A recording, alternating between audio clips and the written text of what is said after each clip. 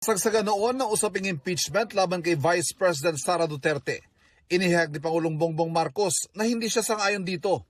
This does not make any difference to even one single Filipino life. So why waste time on this? It will tie down the House, it will tie down the Senate, it will just take up all the time, and for what? For nothing. Hindi rin natuloy ang impeachment trial ng bise matapos pigilin ng Korte Suprema dahil labag daw sa saligang batas ang ginawang proseso ng Kamara. Pero ngayon patapos na ang one-year bar rule sa Pebrero at maaari na uli maghain ng panibagong impeachment complaint.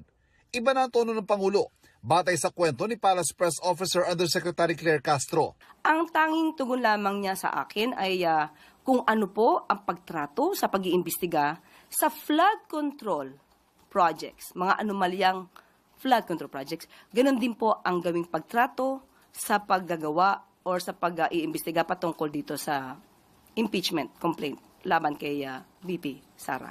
Ibig sabihin, managot ang dapat managot. Pero hindi lang ang bise ang posibleng maharap sa impeachment.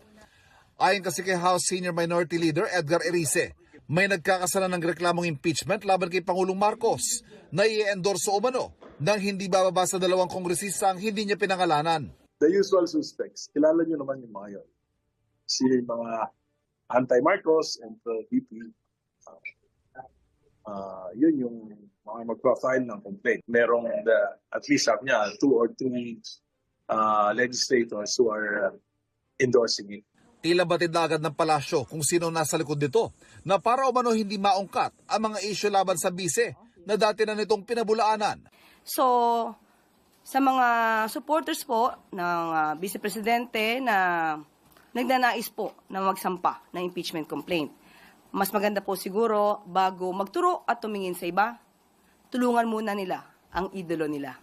Sinasabi ng iba, ito para makaiwas di umano ang Vice Presidente sa mga isyung paglustay at mga di umanong pagtanggap ng pondo, milyong-milyong pondo mula sa mga drug lords. So mas magandang masagot po yan. Ang mga bayan black sinabi naghahanda na silang muling mag-file ng impeachment laban kay Duterte. Naniniwala rin itong may basihan ng impeachment laban sa Pangulo, batay sa umano'y malawakang pagnanakaw sa national budget at aligasyon ng kickback. Kung magkaroon man, handa raw itong sagutin ng Pangulo.